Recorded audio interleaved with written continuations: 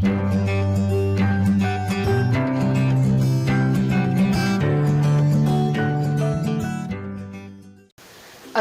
warahmatullahi wabarakatuh. Kembali lagi bersama saya Siti Maryam. Selanjutnya kita akan membahas mengenai bab 7 ya. Setara kelas 10, kelas 11 SMA. Di sini kita akan membahas mengenai hubungan struktural dan fungsional pemerintahan pusat dan daerah. Pertama, di sini ada desentralisasi atau otonomi daerah dalam konteks negara Republik Indonesia. Yang pertama ada desentralisasi. Nah, apa sih desentralisasi? Nah, desentralisasi itu adalah suatu hal yang terlepas dari pusat. Nah, menurut Anglo-Saxon, desentralisasi itu adalah penyerahan wewenang dari pemerintah pusat baik kepada para pejabat pusat yang ada di daerah dengan dekonstruksi maupun kepada badan-badan otonom daerah yang disebut dengan devolusi. Selanjutnya ada otonomi daerah.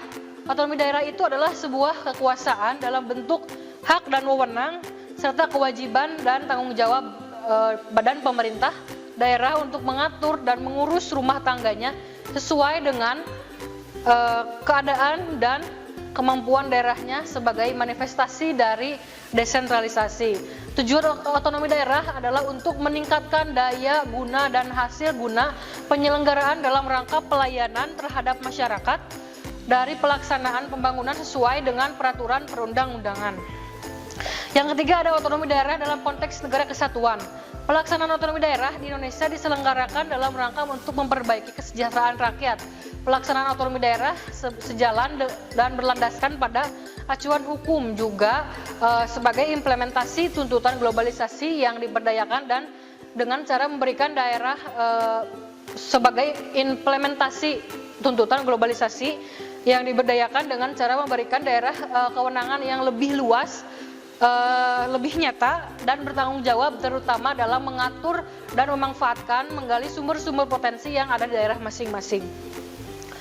Nah, titik berat pelaksanaan ekonomi daerah pada prinsip otonomi daerah ini adalah pada daerah kabupaten kota dengan beberapa dasar pertimbangan sebagai berikut. Yang pertama, dimensi politik kabupaten atau kota dipandang kurang mempunyai fanatisme kedaerahan sehingga resiko untuk gerakan separatisme dan peluang untuk berkembangnya aspirasi federalisasi minim. Yang kedua adalah dimensi administratif. Penyelenggaraannya pemerintah dan pelayanan kepada masyarakat dapat lebih efektif. Yang ketiga ada kabupaten atau kota adalah daerah untuk ujung tombak pelaksanaan pembangunan sehingga kabupaten atau kota lah yang lebih tahu kebutuhan potensi rakyat di daerah tersebut. Nah, prinsip otonomi daerah ini dianut sebagai berikut. Yang pertama nyata, bertanggung jawab dan dinamis. Selanjutnya ada kedudukan dan peran pemerintahan pusat. Pemerintahan pusat dalam pelaksanaan otonomi daerah memiliki 3 fungsi, diantaranya yang pertama fungsi layanan. Dilakukan dalam rangka untuk memenuhi kebutuhan rakyat dengan cara tidak diskriminatif ya, dan tidak memberatkan serta dengan kualitas yang sama. Artinya pemerintah tidak pilih kasih dalam melaksanakan fungsi ini. Yang kedua ada fungsi peraturan. Nah, fungsi ini memberikan penekanan bahwa peraturan tidak hanya kepada rakyat tetapi kepada pemerintah sendiri. Ada 6 fungsi peraturan yang dimiliki pemerintah, diantaranya pertama menyediakan infrastruktur ekonomi, yang kedua menyediakan barang dan jasa kolektif, kemudian yang menjembatani konflik dalam masyarakat, kemudian menjaga kompetensi, menjamin akses minimal setiap individu kepada barang dan jasa, dan yang terakhir menjaga stabilitas ekonomi. Kedudukan dan peran pemerintah daerah. 1.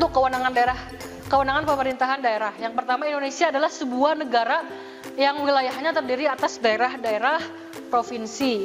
Nah, daerah provinsi itu terdiri atas kabupaten dan kota. Nah, setiap daerah atau provinsi, daerah kabupaten dan kota mempunyai pemerintahan daerah yang diatur dengan undang-undang. Nah, pemerintahan daerah itu adalah semua penyelenggaraan urusan pemerintahan oleh pemerintah daerah dan DPRD menurut asas otonomi dan tugas pembantuan dengan prinsip otonomi seluas-luasnya dalam sistem dan prinsip Negara Kesatuan Republik Indonesia sebagaimana dimaksud dalam Undang-Undang Dasar Negara Republik Indonesia tahun 1945.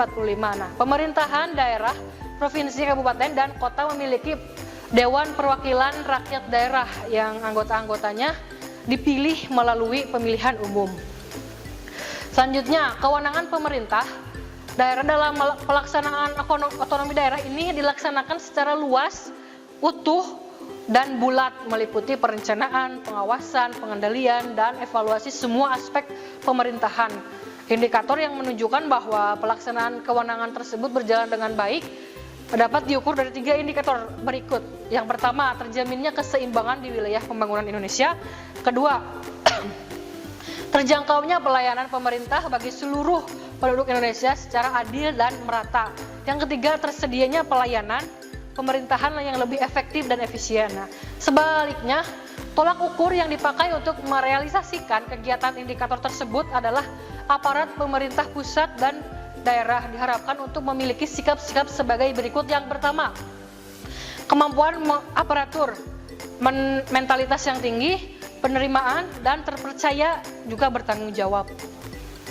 Menurut Undang-Undang Republik Indonesia Nomor 29 Tahun 2007, di beberapa hal yang menjadi pengkhususan bagi Provinsi DKI Jakarta diantaranya. Yang pertama, Provinsi DKI Jakarta berkedudukan sebagai Ibu Kota Negara Kesatuan Republik Indonesia. Nah, yang kedua, Provinsi DKI Jakarta adalah daerah khusus yang berfungsi sebagai Ibu Kota Negara Kesatuan Republik Indonesia dan sekaligus sebagai daerah otonom pada tingkat provinsi. Yang ketiga, Provinsi DKI Jakarta berperan sebagai Ibu Kota Negara Kesatuan Republik Indonesia yang memiliki kekhususan tugas, hak, kewajiban, dan tanggung jawab tertentu dalam penyelenggaraan pemerintahan dan sebagai tempat kedudukan perwakilan negara asing atau serta pusat atau perwakilan lembaga internasional. Nomor 4 ada wilayah Provinsi DKI Jakarta dibagi dalam kota administratif dan kabupaten administratif. Anggota DPRD dan Provinsi DKI Jakarta berjumlah paling banyak 125% dari jumlah maksimal untuk kategori jumlah penduduk di DKI Jakarta. Nah, sebagaimana ditentukan dalam undang-undang bahwa Gubernur dapat menghadiri sidang kabinet yang menyangkut kepentingan ibu kota Negara Kesatuan Republik Indonesia. Gubernur mempunyai hak protokoler termasuk mendampingi presiden dalam acara kenegaraan. Yang ketujuh ada dana dalam rangka pelaksanaan kekhususan Provinsi DKI Jakarta sebagai ibu kota negara ditetapkan bersama antara pemerintah dan DPR dalam APBN berdasarkan unsur pemerintah Provinsi DKI Jakarta.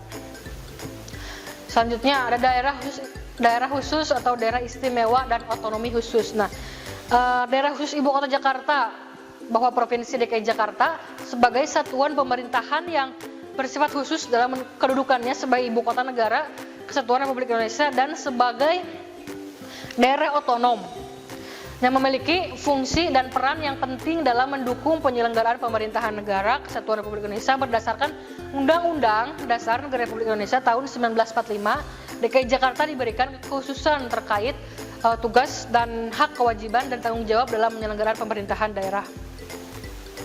Kemudian ada daerah istimewa Yogyakarta.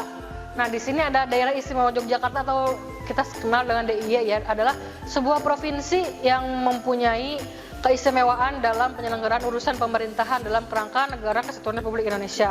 Keistimewaannya itu bahwa kedudukan hukum yang dimiliki oleh DIY berdasarkan pada sejarah dan hak asal-usul. Nah, kewenangan istimewa Jogja ini adalah wewenang tambahan tertentu yang dimiliki DIY selain wewenang sebagaimana ditentukan dalam undang-undang tentang pemerintahan daerah. Pengakuan keistimewaan Provinsi DIY juga didasarkan pada penerapannya dalam sejarah perjuangan nasional. Nah, menurut Undang-Undang Nomor 13 Tahun 2012, keistimewaan DIY meliputi yang pertama cara pengisian jabatan, kedudukan, tugas dan wewenang gubernur dan wakil gubernur, kemudian kelembagaan pemerintahan DIY, kebudayaan, pertahanan dan tata ruang. Nah, di antara keistimewaan DIY ini salah satunya adalah dalam bidang tata cara pengisian jabatannya. Kedudukan, tugas dan wewenang gubernur dan wakil gubernur, syarat khusus bagi calon gubernur DIY adalah Sultan Hamengkubuwono yang bertahta dan wakil gubernur adalah Adipati Paku Alam yang bertahtanya ya. Selanjutnya ada Provinsi Aceh. Nah, daerah Nangro Aceh Darussalam merupakan kesatuan masyarakat hukum yang bersifat istimewa dan diberi kewenangan khusus untuk mengatur dan mengurus sendiri urusan pemerintahannya dan kepentingan masyarakat setempat sesuai dengan peraturan perundang-undangan dalam sistem dan prinsip negara kesatuan Republik Indonesia. Nah, daerah Nangro Aceh ini menerima status istimewa pada tahun 1959. Status istimewa ini diberikan kepada Nangro Aceh Darussalam dengan keputusan Perdana Menteri Republik Indonesia nomor 1 misi /1959 berdasarkan Undang-Undang Republik Indonesia nomor 11 tahun 2006 tentang pemerintahan Aceh, pengganti Undang-Undang Republik Indonesia nomor 18 tahun 2001 tentang otonomi khusus Nangro Aceh Darussalam.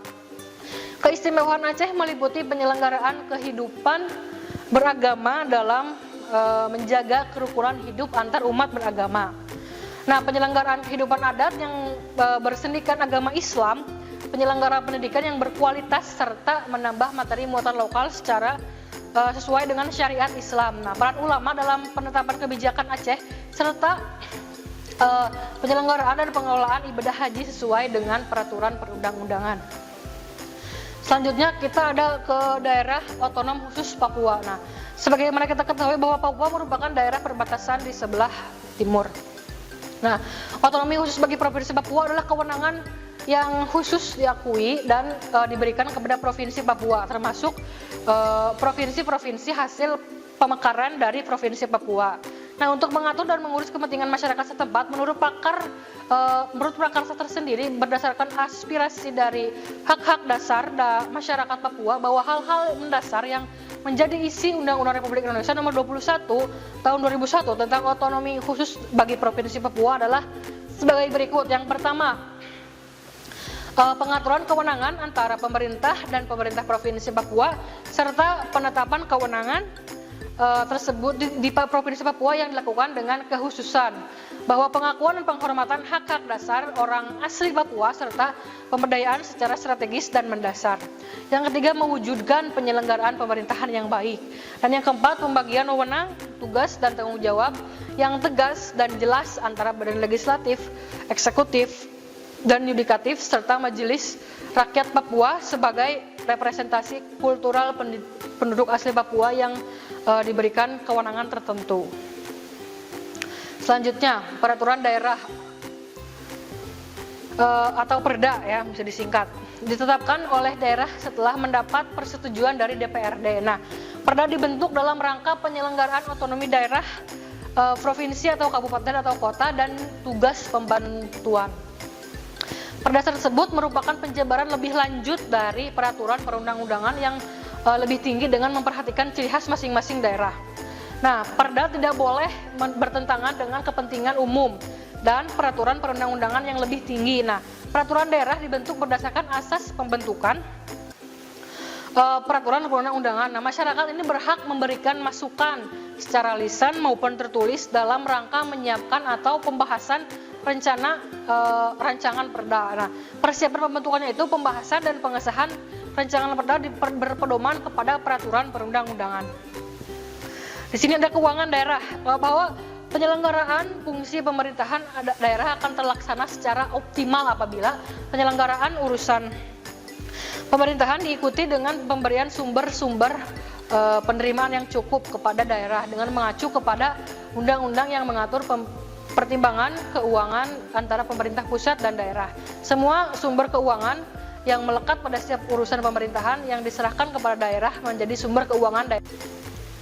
Nah, sumber pendapatan daerah terdiri atas sumber-sumber keuangan sebagai berikut. Yang pertama, murni pendapatan asli dari daerah, kemudian ada dana perimbangan yang meliputi dan bagi hasil dana alokasi umum dan dana alokasi khusus. Yang ketiga, ada pendapatan daerah lain yang sah. Nah, kemudian di sini ada hubungan pemerintahan daerah dan pusat. Nah, di sini ada hubungan yang bersifat struktural, di mana secara struktural bahwa pemerintah pusat merupakan penyelenggara urusan pemerintahan di tingkat nasional. Nah, pemerintahan daerah merupakan penyelenggaraan urusan pemerintahan di daerah masing-masing bersama dengan DPRD menurut asas otonomi dan tugas pembantuan dalam sistem dan prinsip NKRI. Nah, di sini ada bagan hubungan koordinasi antara pemerintahan pusat dan daerah. Di sini ada lihat ada yang paling tinggi yang jelas ya. Di sini ada presiden, yang membawahinya ada departemen, kemudian ada Mendagri, kanwil tertentu, kemudian ada gubernur dengan DPRD provinsi, ada dinas, sekretaris dan sekretariat, kemudian kepada bupati dan wakil dan wali kota, ada DPRD dan kabupaten kota. Kemudian dinas, sekretariat, dan ya ada kecamatan. Selanjutnya di sini ada hubungan fungsional pemerintahan pusat dan daerah. Nah, hubungan fungsional antara pemerintahan daerah dan pusat adalah adanya hubungan atau bagian dari komunikasi karena faktor proses, sebab akibat, atau karena kepentingan yang sama. Hubungan fungsional menyangkut asas pembagian tugas dan wewenang yang harus dijalankan oleh pemerintah, pembagian tugas dan wewenang yang harus dijalankan oleh pemerintah pusat dan daerah dalam rangka menjalankan pemerintahan yang baik. Pada dasarnya bahwa pemerintahan pusat ini dan daerah memiliki hubungan dan kewenangan yang saling melengkapi satu sama lain. Hubungan tersebut terletak pada visi, misi, tujuan, dan fungsinya masing-masing. Nah, visi dan misi kedua lembaga ini, baik di tingkat lokal maupun nasional, adalah melindungi serta memberi ruang kebebasan kepada daerah untuk mengolah dan mengurus rumah tangganya sendiri berdasarkan kondisi dan kemampuan daerah. Nah, adapun tujuannya adalah untuk melayani masyarakat secara adil dan merata dalam berbagai aspek kehidupan. Nah, itu yang bisa saya sampaikan. Kurang dan lebihnya saya mohon maaf. Terima kasih atas perhatiannya. Wassalamualaikum warahmatullahi wabarakatuh. Kunjungi sosial media lainnya seperti website kami di pkbmalkata.com, Facebook PKB Malkata Mananjaya, Instagram PKB Malkata _official, dan terima kasih telah klik video ini. Jangan lupa like, comment, share, and subscribe untuk menunjukkan dukungan kamu terhadap channel ini. Enjoy the video PKB Malkata.